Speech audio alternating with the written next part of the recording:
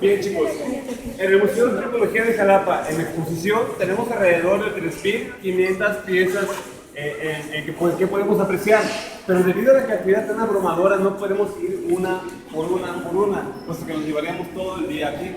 Vamos a pasar por las piezas que son de mayor relevancia. En este caso, las cabezas colosales pertenecientes a la colección que tenemos. ¿Cuántas tenemos en el Museo de Antropología de Jalapa? Sí. Número 4, 3 y 9 respectivamente. ¿Qué significa el número? El orden cronológico de la que fueron encontradas. Ahora, vamos a ver algo muy particular de estas tres. Vamos a compararlas. Esa con esta. Pareciera que estos dos fueron dañados claramente. Podemos ver que tienen caras de laceraciones que han tocado, como una mutilación intencional. En este caso su labio, así como este personaje su nariz. ¿Qué le pasó a estos cabezas colosales? ¿Se cayeron? Posiblemente no. Es un fenómeno completamente diferente. Los antropólogos manejan de que estos daños fueron intencionales, que fueron hechos por los mismos pobladores de la zona olmeca, porque nos mencionaba que estas cabezas colosales posiblemente representaban a gobernantes, los gobernantes que tuvieron el poder. La hipótesis maneja de que cuando ellos dejaron de hacer el poder y fueron malos gobernantes, los pobladores a manera de represalia hicieron este tipo de daño a las instituciones. Ahora, si manejamos esta tesis, diríamos que este personaje fue bueno. No. Pasamos a la parte de atrás y veremos que no, en efecto, de una manera visible en la parte posterior, y aquí aprovecho de nuevo para demostrar lo que vimos al principio. Que las tres son completamente planas en la parte de atrás. ¿Hasta aquí tenemos alguna pregunta? Para que yo no tenga que elevar la voz y mi compañera guía pueda terminar su recorrido. El señor de las limas.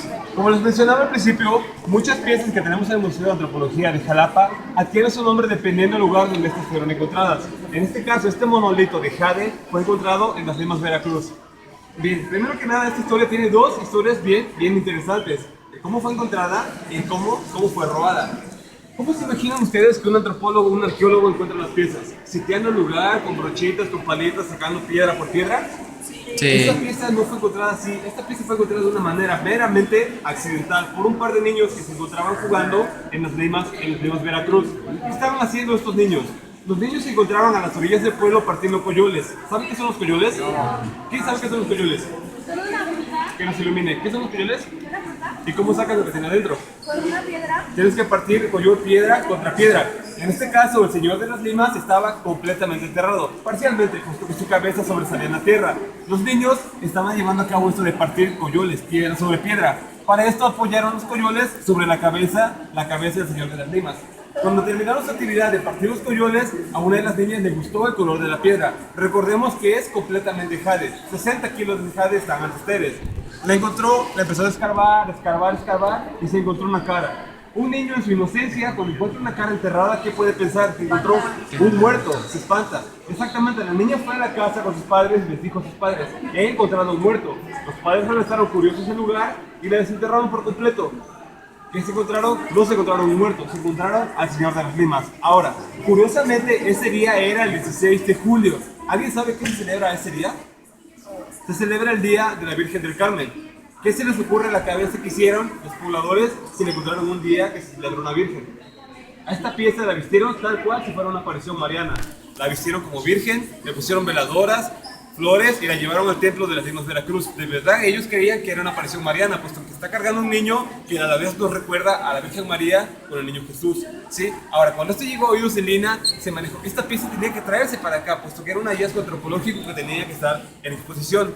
El museo, como lo vemos aquí de grandote y de bonito, antes no era así. La mayoría de las piezas estaban en los jardines de exposición y el museo era muy pequeño. Cuando se llevó la idea de hacer el museo más grande, cada pieza fue inventariada, fue guardada. Pero esta pieza no se sabe cómo, ni por qué, ni quién se la robaron. Apareció un poco tiempo después, pero no apareció aquí en Veracruz, no apareció aquí en Jalapa, ni siquiera apareció aquí en México, apareció en otro país. ¿En dónde se les ocurre que pudo haber aparecido? Ah, se sabe la historia. En el sótano de un hotel de San Antonio, Texas, en efecto. ¿Y cómo creen que se salvó? Se salvó solamente porque el museo, el INAH, la reportó ante la Interpol. Esta pieza fue robada y nadie la puede comprar, pertenece a México. Es por eso que hoy la tenemos de regreso aquí ante nosotros. Sus ojitos, hoy en día sus ojitos son de obsidiana. Originalmente eran de un cristal que se llama pirita, un cristal realmente duro que es muy similar a la obsidiana, pareciera metal a la luz porque brilla. Vamos a la siguiente pieza. Ok, lo que tenemos ante nosotros es la cabeza colosal número 7 y es la última que vamos a ver tocante a lo que fueron los olmecas. A lo largo de todas las cabezas colosales les viene manejando que en la parte posterior tiene unas razones de ser planas. Muchos me dijeron que es porque las hicieron abajo. Yo les propuse la teoría de porque las arrastraban y se iban desgastando. También les propuse la teoría de porque iban empotradas. ¿Creen que alguna de estas teorías sean acertadas? No. Tiene una explicación más viable de por qué son planas en la parte de atrás. Recordamos el trono que vimos, el personaje que estaba así con una cuerda que agarraba. Recordemos que salía de un nicho, ¿verdad? Pasamos para la parte de acá, a la derecha de la parte superior. Aquí vemos que esta cabeza colosal, antes de ser una cabeza colosal, era un trono. ¿Lo quieren ver más claro? Vamos a ver este pequeño esquema que está a mis espaldas. Originalmente era un trono. Posteriormente, debido a que las piedras de esta magnitud eran muy difíciles de transportar, lo que ellos manejaban era la reutilización. Fueron tallando a base de que quedó esta cabeza colosal. Pero debido al tamaño de la misma, fue imposible borrar el personaje que en su momento salía del nicho. Ahora, muchos antropólogos manejan de que la cabeza colosal pudo representar al personaje que se sentó en el trono del cual fue sacada la pieza. Descartamos la teoría de que la cabeza se arrastraba, puesto que en la parte posterior tiene un tocado claramente marcado. Un broche que pareciera estar ataviado de plumas en este caso hermosas. Vamos para...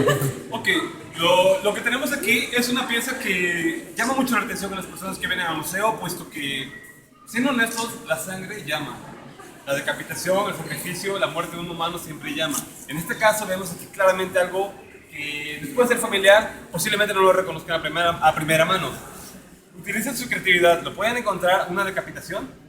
Si no lo encuentran, vamos a ver este esquema que está aquí abajo. Primero que nada, la guía va a ser este pequeño cuchillo que este personaje tiene aquí. Cuchillo pedernal, hecho de obsidiana. En base a este cuchillo y en base al dibujo, encuéntrense, ubiquen la escena. ¿La encuentran? Ah, sí, ya. Cuchillo. Si vienen a la parte derecha, aquí vamos a ver un personaje, un cuerpo, un torso completamente, el cual está emanando chorros de sangre. En este caso, el personaje fue sacrificado mediante decapitación. Más adelante vamos a ver el porqué de los sacrificios, puesto que muchos piensan que los aztecas, todo Mesoamérica, eran unos sanguinarios, tal como hoy en día son los zetas. Pero este sacrificio tenía un motivo, tenía un significado. Más adelante lo vamos a ver. ¿Por qué brillan? ¿Perdón? ¿Por qué brillan? No tocar, porque tienen cristales. Pasamos por acá, por favor.